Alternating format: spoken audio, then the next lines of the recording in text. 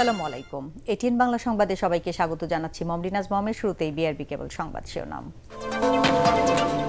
Fascist সরকারের দুর্নীতি লুটপাটে দেশের অর্থনীতি চাপে, কাঙ্ক্ষিত উন্নয়নে ধৈর্য ধরুন। চাঁদপুরের সমাবেশে প্রধানমন্ত্রী। রাজনীতির নামে বিভ্রান্তি থেকে জনগণকে সতর্ক থাকার আহ্বান।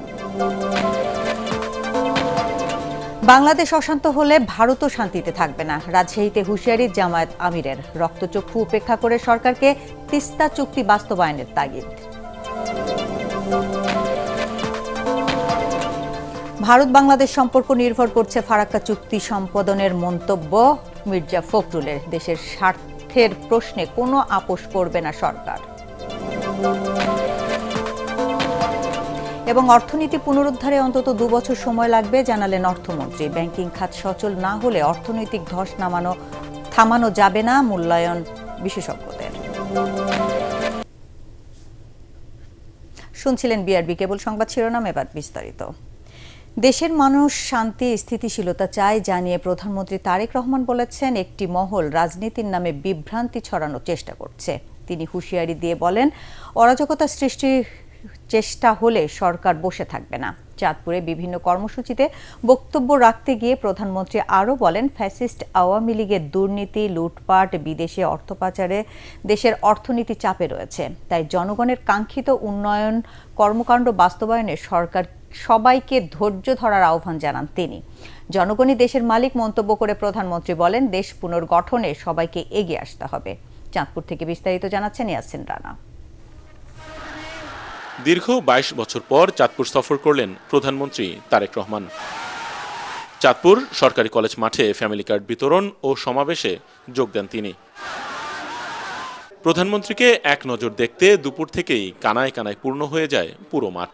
অনুষ্ঠান স্থলে এসেই জনসাধারণের সাথে কুশল বিনিময় করেন তারেক রহমান। পরে দ্বিতীয় পর্যায়ে 20 জেলার 14,370 জনের মাঝে ফ্যামিলি কার্ড বিতরণ কার্যক্রমের উদ্বোধন করেন তিনি। এ সময় বেশ কয়েকজন সুবিধাবঞ্চিত নারীর হাতে ফ্যামিলি কার্ড তুলে দেন প্রধানমন্ত্রী। বলেন, দেশ পুনর্গঠন ও মানুষের ভাগ্যের পরিবর্তনই বিএনপির রাজনীতি।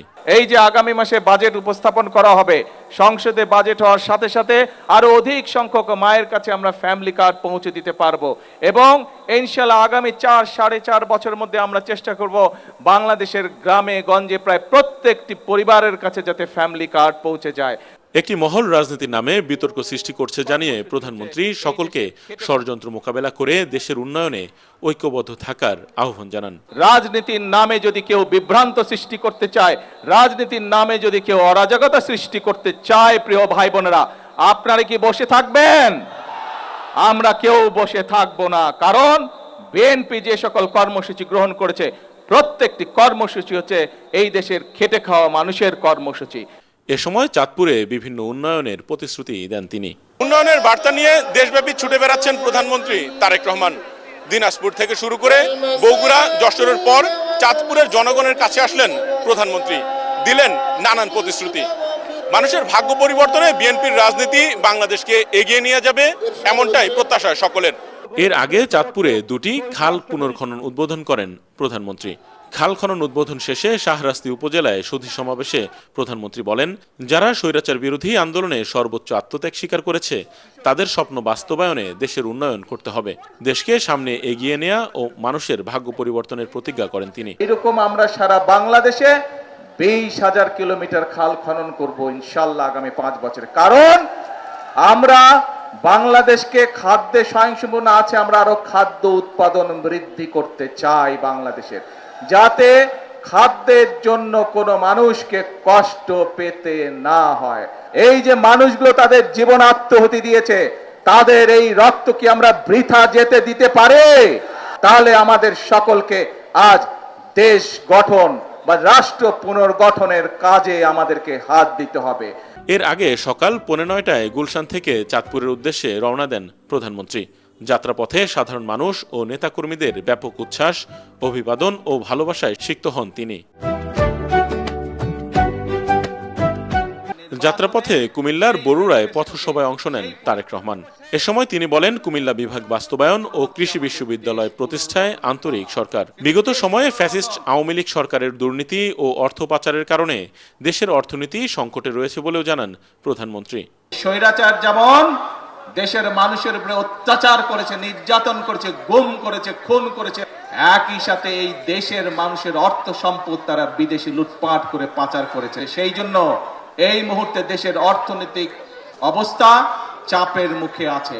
সেজন্যই আমাদেরকে কষ্ট করতে হবে, আমাদেরকে পরিশ্রম করতে হবে এবং সেজন্যই আমাদেরকে ধৈর্য ধরতে হবে।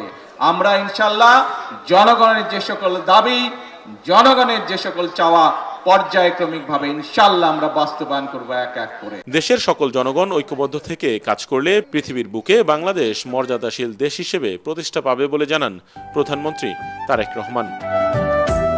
ইয়াসিন রানা, এটিএন বাংলা, চাঁদপুর। কারো রক্তচক্ষুর দিকে না তাকিয়ে সরকারকে তিস্তা চুক্তি বাস্তবায়ন করে পদ্মায় পানি ফিরিয়ে আনতে হবে বলে জানিয়েছেন জামায়াতে আমির ডাক্তার শফিকুর রহমান। রাজশাহীর আলিয়া মাদ্রাসার ঐতিহাসিক ময়দানে বিভাগীয় সমাবেশে তিনি কথা বলেন। দেশের অশান্তি সৃষ্টির চেষ্টা করলে ভারতও শান্তিতে থাকবে না বলে হুঁশিয়ারি দেন বিরোধী দলীয় নেতা। দলীয় প্রশাসক বসিয়ে বিএনপি নিজেদের ঘোষিত ইস্তেহারের সাথে বিশ্বাসঘাতকতা করছে বলেও অভিযোগ করেন আমিরের জামায়াত। রাজশাহী থেকে জানাচ্ছেন খায়রুল ইসলাম।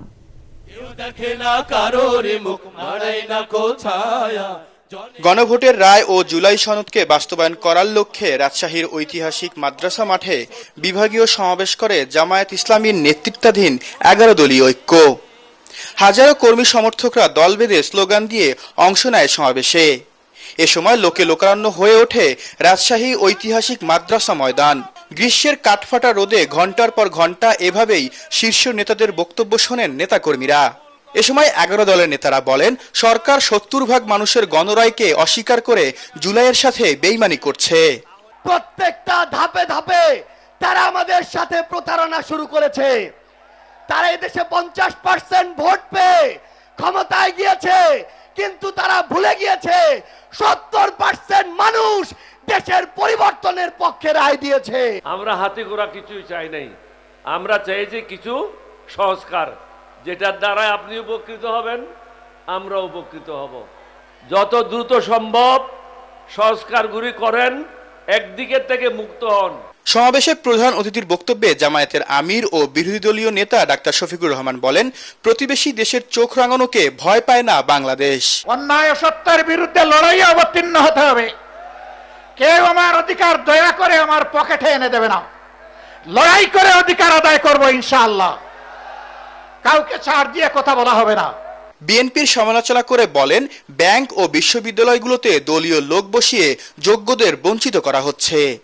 সরকার ইতিমধ্যে যে অপকর্মগুলো করেছে, জাতির সাথে যে ধোঁকা দিয়েছে, যেই 16টা অধ্যাদেশ বাস্তবায়ন না হলে বাংলাদেশে সুশাসন নিশ্চিত করা অসম্ভব, সেইগুলা তারা ফেলে দিয়েছে। এইগুলা যদি তারা বাস্তবায়ন না করে, আমি কথা দিয়ে যাচ্ছি, আমাদের আন্দোলন চলবে সংসদে, একই সাথে চলবে রাজপথে ইনশাআল্লাহ। এবং আমি আস্থার সাথে বলছি, গণভোটের রায়ও বাংলাদেশে ইনশাআল্লাহ বাস্তবায়ন হবে, বাস্তবায়ন করতে বাধ্য করা হবে ইনশাআল্লাহ। গণভোটের রায় বাস্তবায়ন না হলে অতীতের চেয়েও আরো বড় আকারে ফ্যাসিবাদ ফিরে আসবে বলেও মন্তব্য করেন ডাক্তার শফিকুর রহমান। খায়রুল ইসলাম, এটিএন বাংলা, রাজশাহী। বাংলাদেশের জনগণের অভিপ্রায় অনুযায়ী ফারাক্কার চুক্তি সম্পাদনে ভারত বাংলাদেশের সম্পর্ক নির্ভর করছে বলে মন্তব্য করেছেন বিএনপি মহাসচিব মির্জা ফখরুল ইসলাম আলমগীর। ঐতিহাসিক ফারাক্কা লং মার্চ দিবস উপলক্ষে আলোচনা সভায় তিনি বলেন, দেশের স্বার্থের প্রশ্নে কোনো আপোষ করবে না সরকার। এতে বিশেষজ্ঞরা বলেন, প্রতিবেশী দেশের সাথে ভালো সম্পর্ক রেখে দীর্ঘমেয়াদী পানি বন্টন চুক্তি করতে হবে, অন্যথায় অপূরণীয় ক্ষতির মুখে পড়বে দক্ষিণাঞ্চলের মানুষ। কামরুজ্জামান রাজীবের রিপোর্ট। ঐতিহাসিক ফারাক্কা লং মার্চ দিবস উপলক্ষে রাজধানীর রমনা ইঞ্জিনিয়ার্স ইনস্টিটিউশন মিলনায়তনে আয়োজিত আলোচনা সভায় দিনটির তাৎপর্য তুলে ধরেন বক্তারা। ফারাক্কা লং মার্চ দিবস অন্যায়ের বিরুদ্ধে প্রতিরোধের প্রতীক। বাংলাদেশের মানুষকে রক্ষা করতে ভারতের অন্যায্য ফারাক্কা ব্যারেজের বিরুদ্ধে মানুষকে ঐক্যবদ্ধ করেছিলেন মজলুম জননেতা মাওলানা ভাসানী। বক্তারা বলেন, ফারাক্কা ব্যারেজ শুধু বাংলাদেশ নয়, ভারতের বিহার সহ অনেক অঞ্চলে ক্ষতিকর প্রভাব ফেলছে। দুদেশের অভিন্ন নদীর পানির স্বাভাবিক নাব্যতা বাধাগ্রস্ত করলে দুদেশই দীর্ঘমেয়াদী ক্ষতির মুখে পড়বে। শুধুমাত্র কলকাতা পোর্ট, কলকাতা বন্দরের নাব্যতা রক্ষা করার জন্য আপনি একটা দেশের ক্ষতি করে দেবেন? এই দেশকে নাকি আপনারা বন্ধু মনে করেন? আমরা প্রতিবেশীর সাথে ঝগড়ায় করব না, আমাদের ঝগড়া করা মানানসই না। তাই বলে দাসত্ব শৃঙ্খলে আমাদের অস্তিত্ব বিলীন করে দেব, সেটাও কিন্তু সম্ভব না। ইমিডিয়েটলি শেয়ারিং অ্যারেঞ্জমেন্ট করতে পারি, তাহলে কিন্তু প্রত্যেকটা নদীতে আলাদা আলাদাভাবে এই কাজ করতে হবে। ফারাক্কা বাঁধ নির্মাণের মধ্য দিয়ে বাংলাদেশের মানুষের জীবন ও জীবিকাকে হুমকির মধ্যে ফেলা হয়েছিল অভিযোগ করে বিএনপি মহাসচিব স্থানীয় সরকার মন্ত্রী মির্জা ফখরুল ইসলাম আলমগীর বলেন, ন্যায্যতার ভিত্তিতে ফারাক্কা চুক্তি সম্পাদনের উপরই দুদেশের সুসম্পর্ক নির্ভর করছে। ভারতের সরকারের কাছে স্পষ্ট বার্তা জানাতে চাই, আলাপ আলোচনার মাধ্যমে অবিলম্বে অভিপ্রায় অনুযায়ী তাদের চাওয়া অনুযায়ী এটাকে সম্পাদন করতে হবে। ভারতের সঙ্গে যে সুসম্পর্ক স্থাপিত হওয়া সুযোগ এসেছে, সেটা নির্ভর করবে ভারতের এই গঙ্গা চুক্তি বা আপনার ফারাক্কা চুক্তি সম্পাদনের উপর দিয়ে। যে বাংলাদেশের স্বার্থ বিনষ্ট করে আমরা কখনোই কোনো চুক্তি কাউকে করতে দেব না, এ ব্যাপারে আপনারা নিশ্চিত থাকতে পারেন। দেশের স্থিতিশীলতাকে বিনষ্ট করতে কিছু কিছু শক্তি সরকারের বিরুদ্ধে অপপ্রচার চালাচ্ছে অভিযোগ করে বিএনপি মহাসচিব বলেন, বিএনপি সরকার জনগণের সরকার, জনগণ কোনো ষড়যন্ত্রকে মাথা তুলে দাঁড়াতে দেবে না। সেই স্থিতিশীলতাকে বিনষ্ট করবার পায়তারা চালাচ্ছে। এই সম্পর্কে আমরা বাংলাদেশের স্বাধীনতায় বিশ্বাস করি, গণতন্ত্রে বিশ্বাস করি, তাদেরকে আমাদেরকে অনেক বেশি সজাগ হতে হবে, এবং শুধু সজাগ নয়, আমাদেরকে সংগঠিত হতে হবে। কামরুজ্জামান রাজীব, এটিএন বাংলা, ঢাকা। দেশের অর্থনীতি বর্তমানে কঠিন সময় পার করছে বলে মন্তব্য করেছেন অর্থ ও পরিকল্পনা মন্ত্রী আমির খসরু মাহমুদ চৌধুরী। বলেছেন, এই পরিস্থিতি থেকে উত্তরণে কমপক্ষে আরও 2 বছর সময় লাগবে।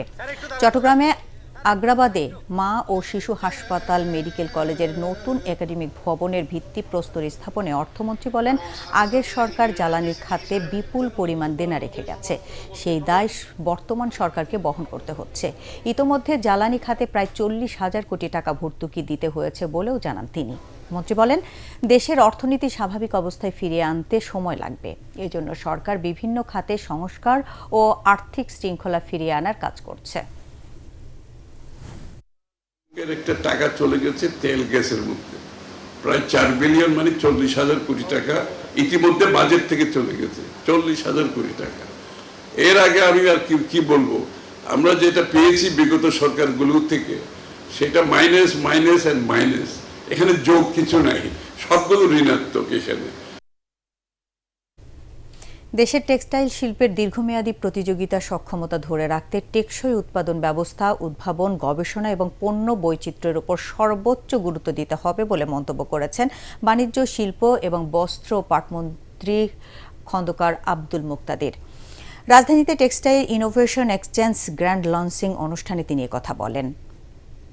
বাণিজ্যমন্ত্রী বলেন, সাস্টেনেবিলিটি কেবল একটি স্লোগান নয়, এটি শিল্পের অস্তিত্ব ও ভবিষ্যৎ টিকে থাকার অপরিহার্য শর্ত। পরে মন্ত্রী ইনোভেশন টেক্সটাইল এক্সচেঞ্জ প্ল্যাটফর্মের উদ্বোধন করেন এবং বিভিন্ন স্টল ঘুরে দেখেন। ব্যাংকিং খাতের সংকট সমাধান না হলে অর্থনৈতিক ধস থামানো যাবে না বলে মন্তব্য করেছেন তত্ত্বাবধায়ক সরকারের সাবেক উপদেষ্টা হোসেন জিল্লুর রহমান। ব্যাংকিং খাতের বিপর্যয় ও অর্থনীতির প্রভাব নিয়ে আলোচনায় একথা বলেন তিনি। ওদিকে অন্তর্বর্তীকালীন সরকারের সাবেক উপদেষ্টা বদিউল আলম মজুমদার অভিযোগ করেন, বিগত সময়ে সরকারি পৃষ্ঠপোষকতায় দেশের ব্যাংকিং খাতে লুটপাট চালানো হয়েছে। তরিক ইসলামের রিপোর্ট। খুব অসহায় মনে হতো, বিকজ আমাদের হাতে কোনো টুলস নাই, কারণ প্রতিটা নীতি তৈরি করা হয়েছে খেলাপি বান্ধব হিসাবে। শনিবার রাজধানীর সিরডাপ মিলনায়তনে দেশের ব্যাংকিং খাতের বিপর্যয় ও জাতীয় অর্থনীতিতে এর প্রভাব ও উত্তরণের পথ শীর্ষক সেমিনারের আয়োজন করে ব্যাংক গ্রাহক ফোরাম, যেখানে বিগত সময়ে ব্যাংকের নানা অনিয়মের কথা তুলে ধরেন বক্তারা। যারা ব্যাংক লুটেরা এবং ইসলামী ব্যাংকে যারা সহযোগিতা করেছে, গ্রাহক অফিসার, এদেরকে একটি কালো তালিকাভুক্ত করে সেই জাদুঘরে রাখার জন্য আমি অনুরোধ করছি। অনুষ্ঠানে তত্ত্বাবধায়ক সরকারের সাবেক উপদেষ্টা হোসেন জিল্লুর রহমান বলেন, রাজনৈতিক সিদ্ধান্ত ছাড়া অর্থনৈতিক সংকট কাটানো সম্ভব না। রাজনৈতিক অর্থনৈতিক দৃষ্টিকোণ ছাড়া এই পুরো বিষয় থেকে পরিত্রাণের কোনো উপায় নেই। এটা সমাধান না হলে অর্থনৈতিক ধসও কিন্তু অতিক্রম করা যাবে না। অন্যদিকে অন্তর্বর্তী সরকারের সাবেক উপদেষ্টা বদিউল আলম মজুমদার বলেন, ব্যাংক পুনর্গঠন প্রক্রিয়া অব্যাহত রাখতে হবে, বাতিল করতে হবে ব্যাংক রেজুলেশন আইনের নতুন ধারা। অন্যায় করে যদি কেউ পার পেয়ে যায় তাহলে অন্যায় আরো উৎসাহিত হয়, এবং আমাদের এখানে মনে হচ্ছে যে না পার পেয়ে যাচ্ছে, এবং পার পেয়ে যাবেই না, শুধু তাদেরকে পুনর্বাসনের প্রচেষ্টা চালানো হচ্ছে, এবং যেটা কোনোভাবে গ্রহণযোগ্য না। যারা লুটপাট করেছে, যারা অন্যায় করেছে, যারা এইসব অপকর্মের সাথে যুক্ত ছিল, তাদেরকে দৃষ্টান্তমূলক শাস্তি দেওয়া।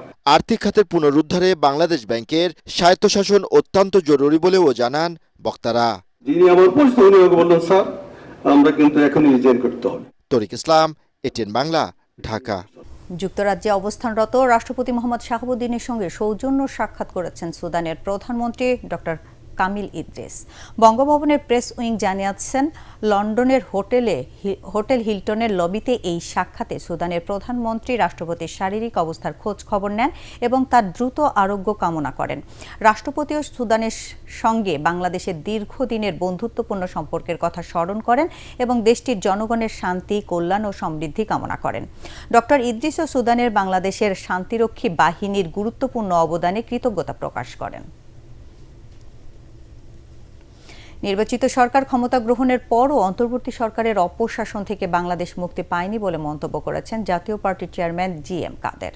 বলেন, সংঘবদ্ধভাবে দেশে দুর্নীতি চলছে। জাতীয় প্রেস ক্লাবে নিজের লেখা দুটি বইয়ের মোড়ক উন্মোচনে এসব কথা বলেন তিনি। বিগত সরকার ও এসির সমঝোতায় ত্রয়োদশ জাতীয় সংসদ নির্বাচন অনুষ্ঠিত হয়েছে বলেও অভিযোগ করেন তিনি। সারা দেশে প্রাপ্ত ভোটের মধ্যে প্রায় 5 কোটি ভোট বেশি দেখানো হয়েছে জানিয়ে জি.এম. কাদের বলেন, এর মাধ্যমে ইচ্ছা অনুযায়ী যাকে খুশি তাকে পাস বা ফেল দেখানো হয়েছে। আমাদেরকে যেভাবে নির্বাচন করে লেভেল প্লেইং ফিল্ড দেওয়াই হয়নি, পরে আমাকে ভিতর থেকে জানালো, স্যার আপনাদের তো ভোট কেন কোনো করানোই হয়নি, সবগুলো আলাদাভাবে রেজাল্ট করে আলাদাভাবে আপনাদের 1% নিচে এবং আপনাদেরকে সব জামানত বাজেয়াপ্ত করা হবে। তো প্ল্যানিং ছিল। তো কাজেই পরবর্তীকালে আবার যখন ভোট হবে, কার আন্ডারে কীভাবে ভোট করবো আমরা, যেখানে সরকার, ইলেকশন কমিশন সবাই মিলে ভাগ বটবারা করে ভোট করবে, সেই ভোটে আপনি কিভাবে ডেমোক্রেসি আনবেন। এবার আন্তর্জাতিক সংবাদ।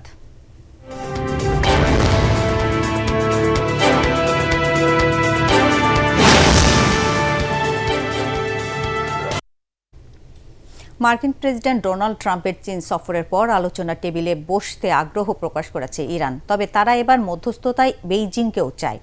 আশা করা হচ্ছে পরমাণু ইস্যু নিয়ে জটিলতা কমলে ওয়াশিংটন তেহরান শান্তি চুক্তি খুব বেশি দূরে নেই। এদিকে মার্কিন মধ্যস্থতায় লেবাননে যুদ্ধবিরতির মেয়াদ বাড়লেও হামলা চালিয়ে যাচ্ছে ইসরায়েল। এবার খেলার খবর।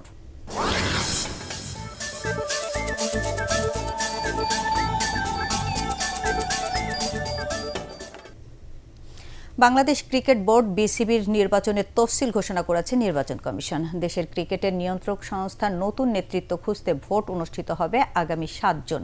শনিবার প্রধান নির্বাচন কমিশনার আহসানুল করিম স্বাক্ষরিত বিজ্ঞপ্তিতে এসব তথ্য জানানো হয়।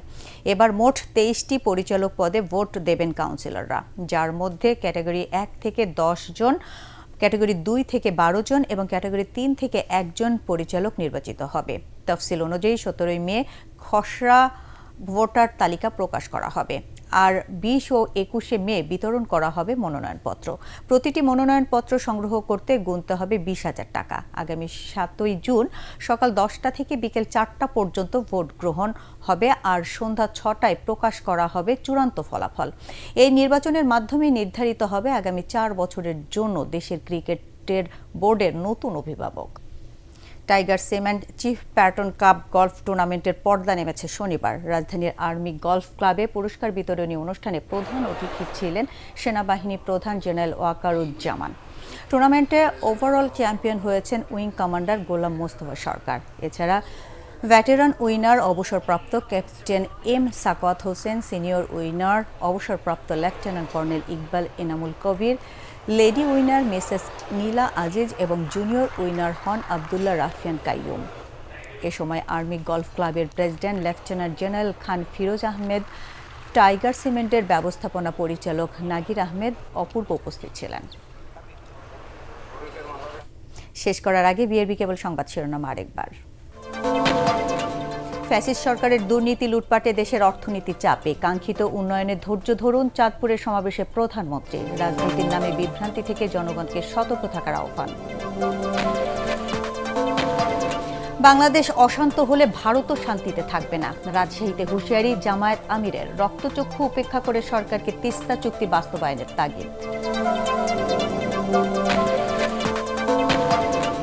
ভারত বাংলাদেশ সম্পর্ক নির্ভর করছে ফারাক্কার চুক্তি সম্পাদনে, মন্তব্য মির্জা ফখরুলের। দেশের স্বার্থে কোনো আপোষ করবে না সরকার। এবং অর্থনীতি পুনরুদ্ধারে অন্তত 2 বছর সময় লাগবে জানালেন অর্থমন্ত্রী। ব্যাংকিং খাত সচল না হলে অর্থনৈতিক ধস থামানো সম্ভব না।